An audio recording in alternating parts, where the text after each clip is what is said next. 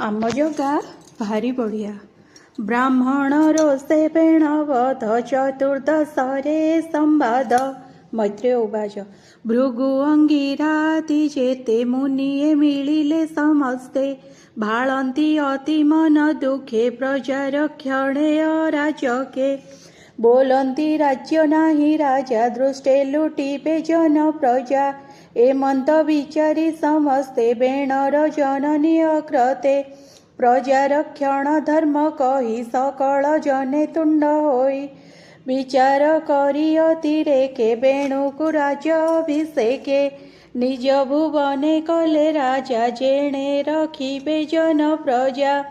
दस्यु जे थिला दुष्टपणे लुटिबे बोली प्रजा गणे बेणर राजपण करने शुणी लुचिले घोर बने पशिले घोर गिरी मार्गे गरुड़ डरे जेने नागे बेण राज्य रे राजा होई राज्य संपदे गर्भ बही स्वभावे दुष्ट दुराचार न करे धर्मर विचार आत्मकु सिद्ध प्राय मणे ऋषिंक वचन न शुणे लभीण अशेष विभूति मातिला जेने मत्त हस्ती कांचन रथे विजे करी बुलंते कंपे वसुंधरी आत्मकु सिद्ध प्राय मणि बोलई असंभव वाणी नित्य से विप्र को अड़ाई बोलई कोप भर होई सुण हे विप्र मोर वाणी मुए जगते नृपमणि मोहर वचन तुम्भर स्वभावे पाळिबा बेफार देख मोहर बेनी भुज दश दिक पाळंक तेज मुझे प्रत्यक्ष भगवान देख मोहर वर्ण चिन्ह शुण सकल प्रजा जने ब्राह्मण आदि चारि पण्णे मो राज्ये यज्ञ न करिब पितृदेवता न पूजिब दान न देव विप्रहस्ते तीर्थ न जीव पाद गते संसारे धर्म कर्म जेते सकल समर्पिब मते मो तहु बड़ नाही आन मुझे प्रत्यक्ष भगवान मोहर जन्म कर्म गुण सर्वेता करिबे बखाण मो नाम जपुथिब तुंडे मते पूजिब यज्ञ कुंडे जे मोर बोल न करिब मो राजे दंडे हे नथिब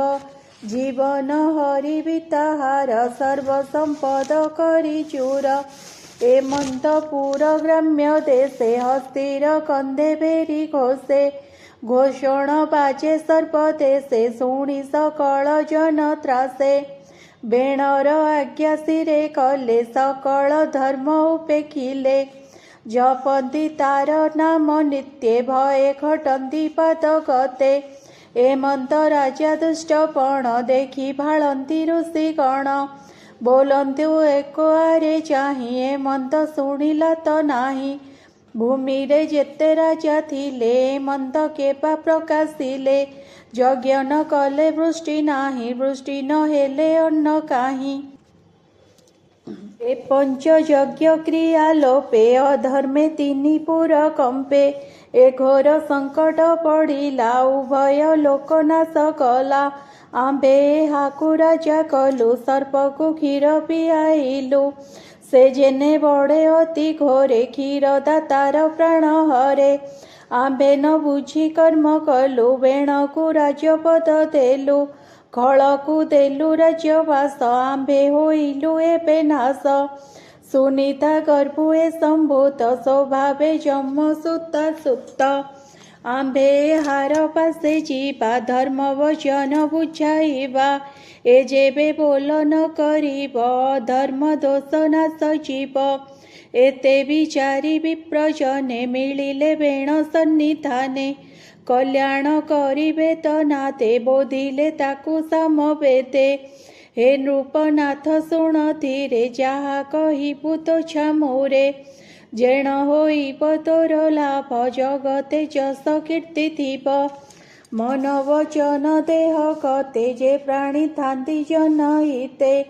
एबेनी लोके से जिणंती न कले जीवने मरंती प्रजाए धर्म आचरिले नृप संपद बड़े भले से धर्म जेपे न सजाई नृप संपद आर काही प्रजा को निश्चिंत जे करे जाट जाति सर्प भय हरे